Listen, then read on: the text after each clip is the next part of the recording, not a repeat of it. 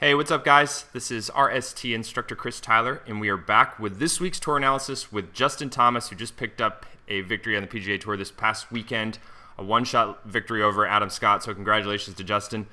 This week, we are going to be focusing in on how to use your left leg for stability in your backswing and how to use it for power in your downswing. So if you've been looking for a more consistent, more stable golf swing, then you want to pay close attention to today's review.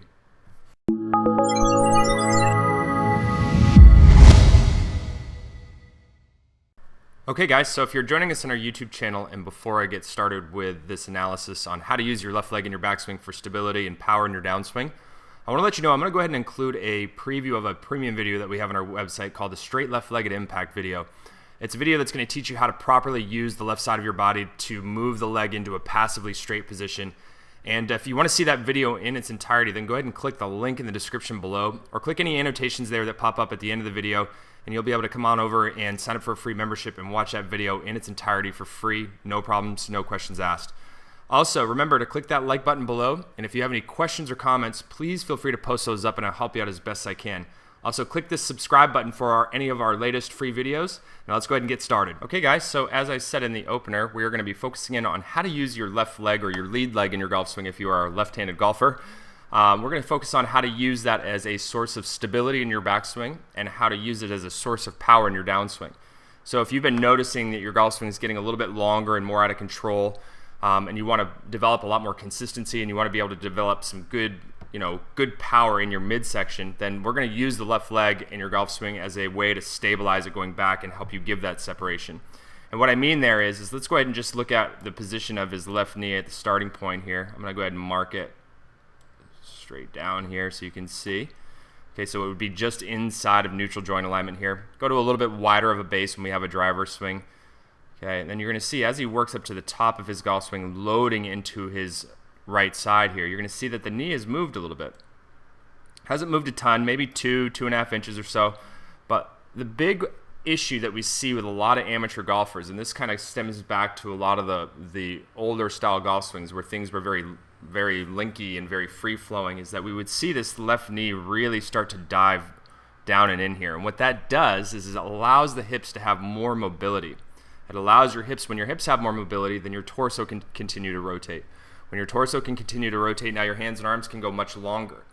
And it's also not allowing you to create that separation between the hip line and shoulder line, and not allowing you to really feel a lot of engagement in your midsection, which is really critical for power and for speed.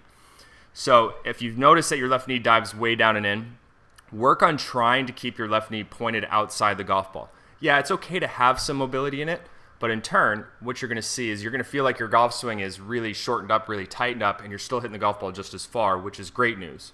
And Justin is a freak of nature when he actually pounds a golf ball, has one of the highest launches on the PGA Tour, has an absolutely incredible smash factor as far as the way he strikes his golf ball with his driver, and that's the reason why at 145 pounds he just pounds it off the tee.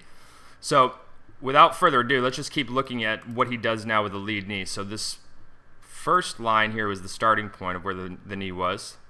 Second line right here is where the knee is at the top of the swing. And you're going to see as he starts the downward move here, you're going to see that external rotation of the lead leg and a good fair amount of trail side help here. You can actually see that his right foot is up off the ground here quite a bit.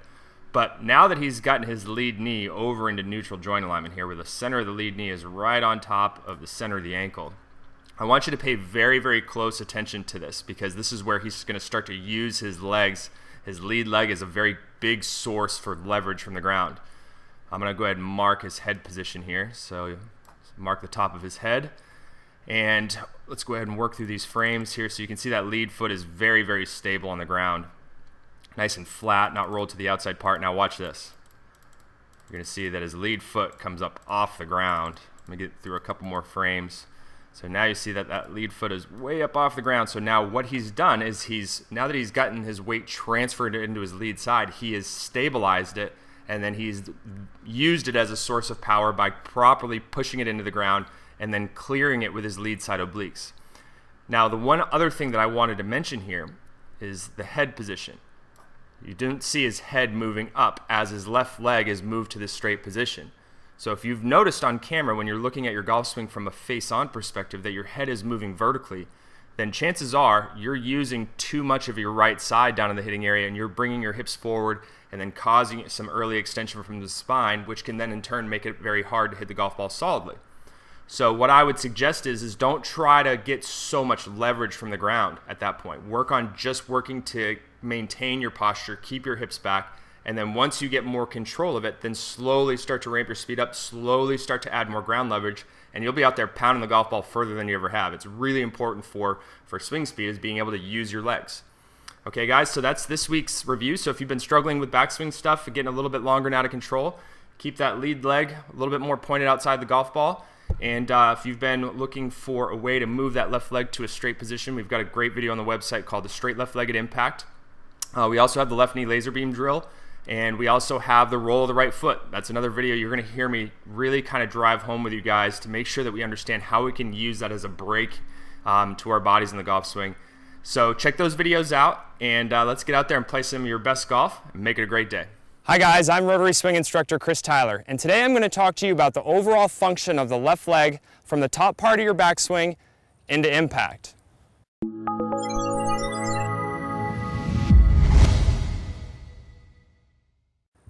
Okay, in today's video I want to go ahead and discuss the overall function of the left leg in the downswing and what it's supposed to be doing into impact. And I will start off this video by telling you that the left leg is going to move to a very straight position. Okay, so if you've ever been unclear as to what the left leg is going to be doing, it's going to be moving to a straight position. Now, how do we move it to a straight position? Okay, very simply put here, we use two very important muscles that I want to make sure that you're aware of before we set up any sort of drill. I want you to be aware of these muscles because they are very, very crucial to the leg moving to a straight position. All right, the first muscle I want you to be aware of is the glute. All right, the left glute is one of those two muscles. The second muscle is going to be the obliques. Okay, the obliques are part of those big box muscles that you hear around the site. They're really responsible for aiding the rotation of the body. Okay, so those two muscle groups are going to be very, very helpful in moving the leg to the straight position. All right, so those of you that don't know how to activate the glutes or unaware of how to get into the glute muscles, I'm going to teach you a very easy drill that you can try out.